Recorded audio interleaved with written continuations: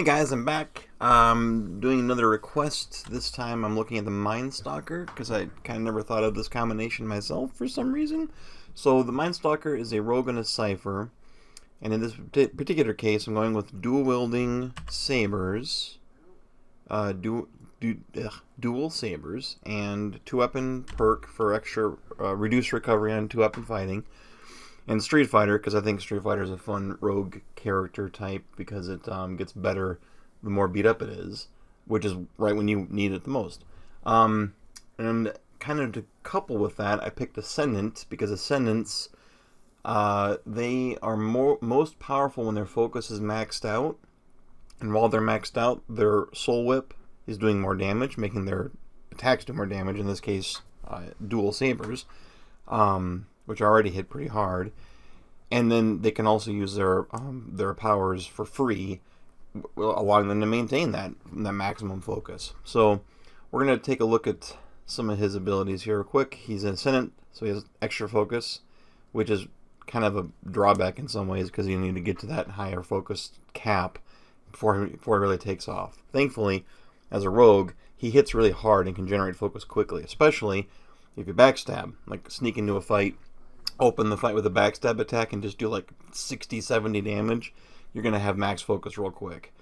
I did pick Draining Whip, so he does 10% damage with weapons. That's the normal focus strike that all Ciphers get, and he gains focus faster. I could have chosen the higher damage whip.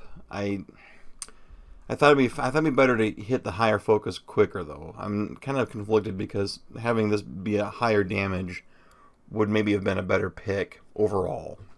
So we'll see how that works. Let's see, focus starved. His Cipher power level is a little lower because of his ascendance and the fact that he's currently not ascended. But when he becomes ascended, this changes. Let's see. I also picked a really cool Cipher passive I like that just gives a flat +1 penetration with all of his weapons. And let's see, minor threat is coming from him being an Orlin. It converts a few of his hits into criticals.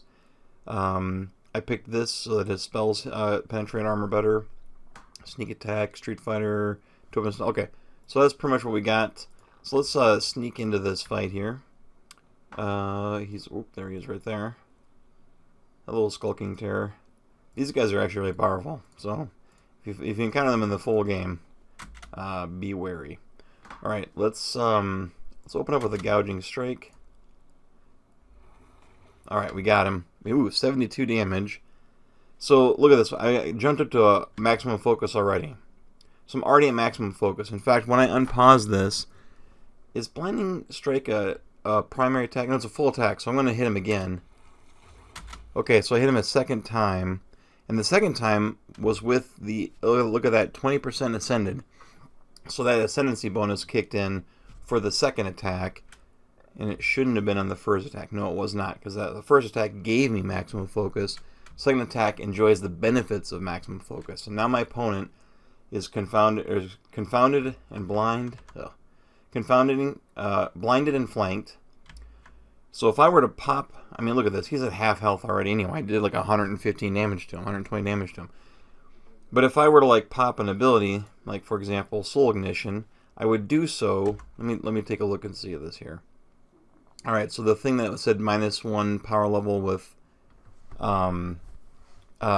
Cipher spells is gone, and you'll notice is replaced with +3 power level now, and +20% damage for 22 seconds. So because I'm at maximum power, for the next 22 seconds, my attacks are heavier hitting, my Cipher powers are free, and they're cast as though I was several levels higher. So let's Ghost Blades this guy, which by the way, Mind Blades.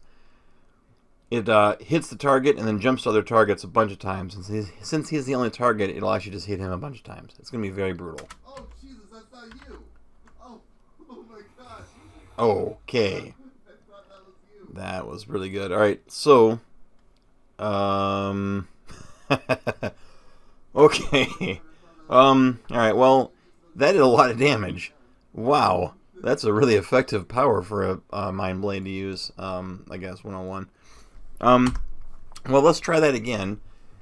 But this time, let's take a look at some other skill. So I'm starting at 52 focus, just naturally resting, I guess, at that. And then I'm going to hit this guy. Oh, let's wait till he walks. We know that works. My stealth is pretty good, but it's not probably better than his observation skills. Okay, we're going to open up again with... Is this a full attack as well? It is. It would hobble. But let's just open up with this. Alright. 70 damage. I only grazed him that time, but that's okay. So, let's try Soul Ignition. 30 damage every 3 seconds. And that's a little higher because of plus 30% Cipher level. Let's see. How much? What's this being bumped up to? 20%. Alright. So it doesn't scale that much, but it doesn't have to, I guess. Now, he's a mage killer, so that Soul Ignition actually missed. Oh man, his fortitude is 89. So that's an important point. This targets fortitude, and his fortitude is crazy high because he's part monk and punk barbarian. So I mean, you can kind of gather that. His deflection isn't nearly as high. In fact, when we hit him earlier, his deflection was 56. 56. It's a lot better than 89. In fact, when I go to target him, you'll notice his deflection, there's a 61% chance of scoring a straight up hit. But if I were to Soul Ignition him, 19%. Tells you right there in the tooltip, right above his name.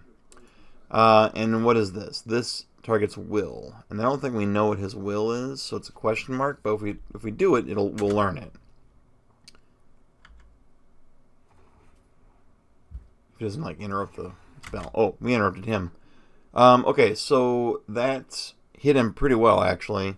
His will is only 45. So his will is his weakest stat, technically. So if I do this again, 61%. But let's pop into invisibility mode and backstab him again. Or I guess we'll do crippling strike because I'm out of guile.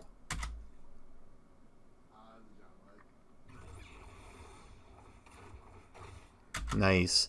75 and 46 more damage. Alright. Well, let's try this one more time. I want to see if it works. Oh, well, or he'll just kill us straight up. Well, we let him live too long, and that's the problem, because I don't think, even with scale armor, I don't think the Mindstalker is designed to start, like, taking hits. So that's alright. Anyway, I feel like overall that is a very effective build. I really, actually, never thought much about the Mindstalker until this morning when someone suggested it, but I really like that build. It's a lot of opportunities to get behind enemy lines and really mess guys up and then start popping like really powerful abilities and effects. Because the Cipher has a lot of really cool powers they can do with their allies as well. And being able to throw a bunch of powerful buffs or create psionic bridges between you and an ally that hurt people between them. With a rogue who's got the mobility of the escape ability or smoke cloud to move around the battlefield.